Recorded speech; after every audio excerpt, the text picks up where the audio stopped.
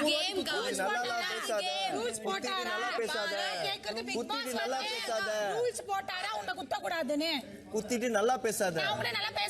Hello எல்லாருக்கும் வணக்கம் and welcome back to our channel. கமருதீனுக்கு அறிவு இருக்குமா இல்லையா அப்படின்னே தெரியல. அதாவது இப்போ உங்களுக்கே தெரியும், தலைவருக்கான டாஸ்க்கு அவங்களுடைய பொம்மையில் வந்துட்டு 3 கத்தி குத்திட்டாங்கன்னா அவங்க வெளியேறுவாங்கன்ட்டு. கமருதீன் லூசு மாதிரி என்ன பண்ணுறாருன்னா, அவருக்கு யாரெல்லாம் கத்தி குத்துறாங்களோ அவங்களாம் எதிரியாக பார்க்குறாரு. புரியல எனக்கு. ஸோ வந்துட்டு டாஸ்கில் வந்துட்டு கமருதீனை பிடிச்சிருந்தா கத்தியில் குத்தக்கூடாதான்னு எனக்கு தெரில. கமருதீன் வந்துட்டு, அதாவது ரம்யா வந்துட்டு கமருதீனை அந்த பொம்மையில் வந்துட்டு குத்திட்டாங்க. ஸோ குத்துற உடனே கமருதீனுக்கு செம்ம எரிச்சல். நீ ஃபேக்காக தான் இருக்க, நீ உண்மையாக அண்ணன் கூப்பிடல, டே இது டாஸ்க்குடா லூஸு மட சாம்பிராணி, இது குழந்தைங்களுக்கு கொடுத்துருயும் டாஸ்க்கு, நீ வந்துட்டு டாஸ்கில் இந்த மாதிரி பண்ணதே கிடையாதா?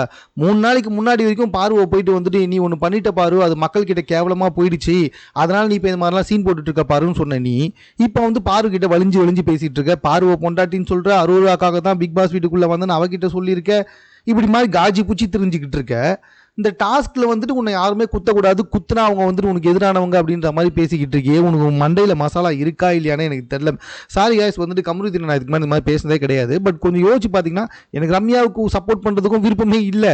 ஆனால் கொஞ்சம் யோசிச்சு பாருங்களேன், டாஸ்கில் ரம்யா வந்துட்டு அவரோட பொம்மையை வந்துட்டு கத்தியில் குத்திட்டாங்கன்னு சொல்லிட்டு, நீ ஃபேக்கா அந்த குத்திட்டு நடிக்காத, குத்திட்டு வந்துட்டு நல்லா பேசாதன்னு சொல்லிட்டுருங்க. டேய், நீயே வந்துட்டு ஏகப்பட்ட டாஸ்கில் வந்துட்டு எல்லாத்தையுமே செஞ்சுட்டு ஜஸ்ட் டாஸ்க் காய்ஸ் அப்படின்ற மாதிரி சொல்லியிருக்கிற.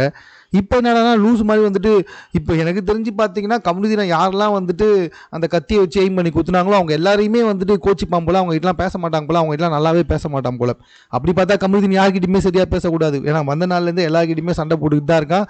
கிட்டத்தட்ட வாட்டர்மெலன் ஸ்டார் கிட்ட சாரி கேட்காத நாளே கிடையாது, அந்தளவுக்கு அவர் அசிங்கமாக பேசியிருக்கான். லூஸ் மாதிரி பண்ணிக்கிட்டு இருக்கான். டாஸ்க்குக்கும் பர்சனல் விஷயத்துக்கும் எடுத்துகிட்டு வந்து உட்காந்துக்கிட்டு இருக்கான். ஸோ இவன் சொல்கிறபடி பார்த்தா வீட்டுக்குள்ளே யாருமே வந்துட்டு இவன் பொம்மையில் வந்துட்டு கத்தியை வச்சு குத்தவே கூடாது போல். ஸோ இப்போவும் இந்த பிரச்சனை தான் போயிட்டுருக்கு. அப்போவும் அதே தான் போயிட்டு இருந்துச்சு.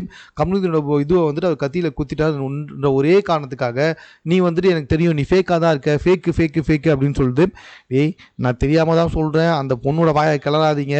அப்புறம் கமருதீனை வந்துட்டு எந்த அளவுக்கு அவள் கேள்வி கேட்பான்னு அவளுக்கே தெரியாது. ஏன்னா அந்தளவுக்கு மோசமாக அவங்க பேசுவாங்க. அவங்களோட வீடியோஸ்லாம் நான் பார்த்துருக்கேன்.